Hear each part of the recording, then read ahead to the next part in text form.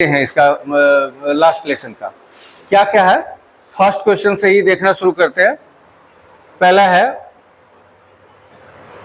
What was Franz asked to prepare. Franz को क्या तैयार करके आने को कहा गया था? क्या तैयार करके आने को कहा गया था? तो पार्टिसिपल्स, यानी फर्स्ट का क्या है? पार्टिसिपल्स।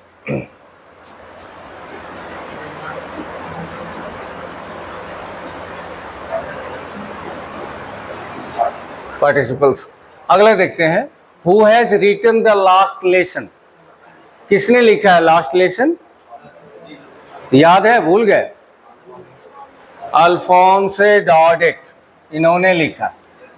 अल्फोंसे डॉडेट।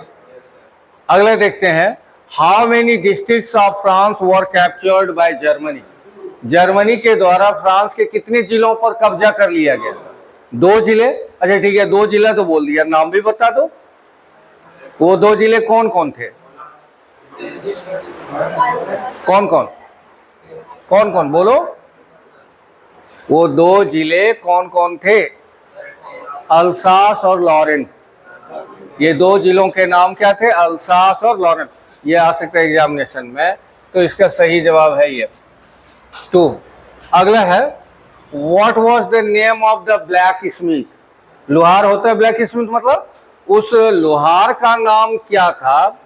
स्टोरी को एक बार रिकॉल करो। स्टोरी में एक बार आया शुरू में ही कि जब वो स्कूल जा रहा था, हड़बड़ी में टाउन हॉल से गुजर रहा था, तो एक लोहार ने उसको रोका और ये कहा कि why are you in so hurry, तुम इतनी हड़बड़ाहट में क्यों जा रहे हो? हाँ, you have plenty of time to go to school, तुम्हारे पास स्कूल जाने के लिए ढेर सारा समय है। उस लोहार का नाम क्या था? उस लोहार का नाम डी नंबर था, वॉस्टर। क्या है? वॉस्टर। अगला देखते हैं French was the resident of French was the resident of which district. Resident मतलब निवासी होता है। फ्रेंच किस जिले का निवासी था? अल्सास का। कहा गया? अल्सास। ये भी डी नंबर।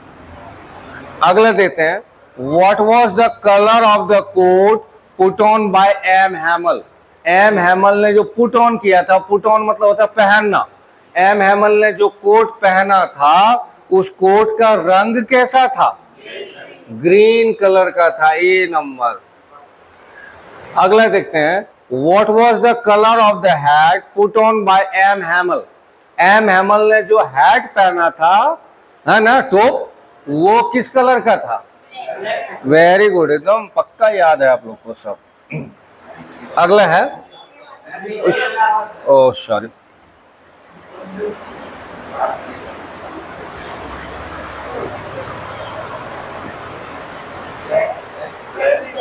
ओहो, कौन सा है? ब्लैक ना। अगला देते हैं what type of shirt had M Hamel put on. M Hamel ने जो शर्ट पहन रखी थी, वो किस तरह का था? कैसा था? ओल्ड शर्ट था, न्यू शर्ट था, फ्रिल्ड शर्ट था, टॉर्न शर्ट था? फ्रिल्ड, झालरदार, डिजाइनर शर्ट था, है ना। फ्रिल्ड शर्ट याद रखिएगा, एग्जामिनेशन में भी उनके शर्ट का जो था डिजाइनर, कटा कटा डिजाइन का बना हुआ फ्रिल्ड शर्ट था। अगला है who were sitting on the back benches. पिछले बेंच में क्लासरूम में कौन लोग बैठे हुए थे? अजनबी, जिसको स्ट्रेंजर्स कहते हैं, अजनबी थे। विलेजर्स यानी गांव वाले थे। स्टूडेंट्स थे या टीचर्स थे? कौन थे? गांव वाले। वेरी गुड, सब याद है आप लोग को। अगला है what was the name of the old man. यहाँ फंसोगे। उस बूढ़े आदमी का नाम क्या था जो गांव वाले में से था एक? तो उस बूढ़े का नाम क्या था? शैम था, जोसेफ था, रॉजर था या हॉजर था? कुछ सुना सुना लग रहा है क्या? हॉजर। बाकी ये सब नाम नहीं है उस चैप्टर में, है ना। हॉजर, वो बूढ़ा आदमी। कहानी का अंत होता ही वो रो रहा है, तो वो कहता भी है फ्रेंड। अभी वो आगे हम लोग नहीं गए हैं, इसलिए तो हम आगे नहीं बढ़ रहे। आगे देखते हैं for how many years had M Hamel served in that school. M Hamel ने उस स्कूल में कितने सालों तक सेवा, 40 साल तक। उस दिन हम लोग कहानी में बात कर रहे थे कि पहले के जमाने में एक एक टीचर एक ही गांव में रह जाते थे और जिंदगी बिता देते थे, तो वो 40 साल तक उन्होंने वहां सेवा दी थी। अगला है, what had M Hamel given to the students that day. उस दिन एम हैमल ने अपने स्टूडेंट्स को क्या दिया था? अभी नहीं आया है, हम उस स्टोरी का कुछ हिस्सा बाकी है।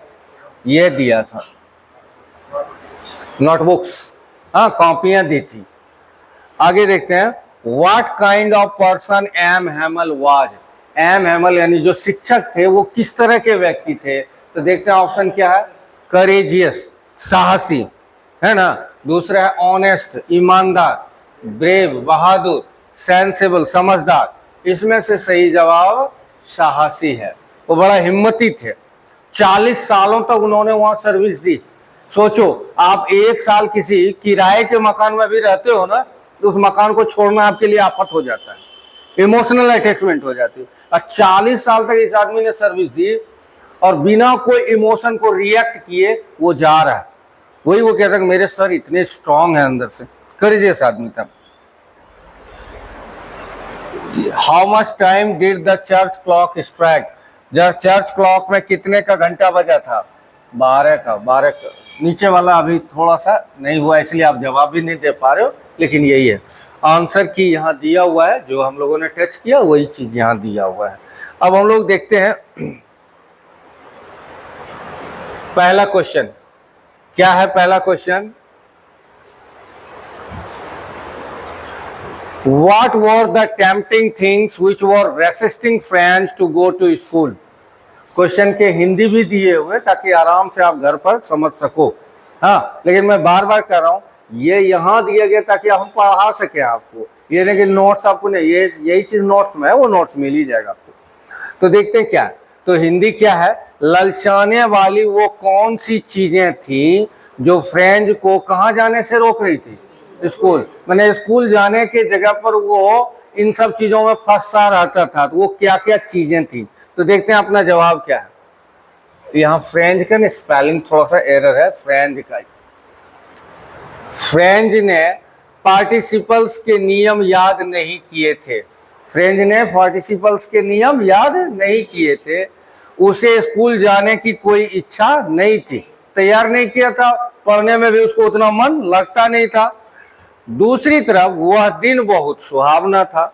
जिस दिन वो स्कूल जाना था उसे, वहां मौसम बहुत सुहाना था, क्योंकि वह ठंडा मुल्क है और ठंडे मुल्क में धूप अगर उग जाए, अरे अपने यहाँ भी नवंबर दिसंबर में धूप अगर अच्छा से उगता है, कितनी कुर्सियां निकाल करके हम लोग बाहर पर, बहुत अच्छा लगे। तो बहुत सुहावना था। चिड़िया चहचहा रही थी, प्रसा के सैनिक अभ्यास कर रहे थे। उसे ये सारी चीजें बहुत आकर्षक लग रही थी।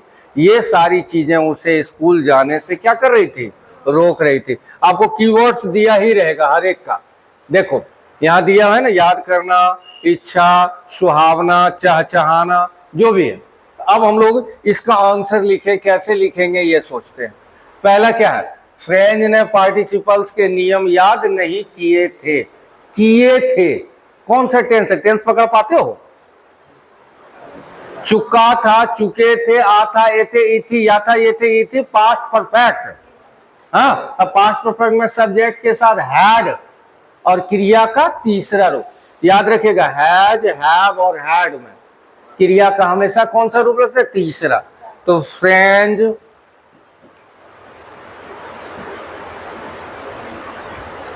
कहीं कुछ मिस्टेक्स हो रहा है इसमें।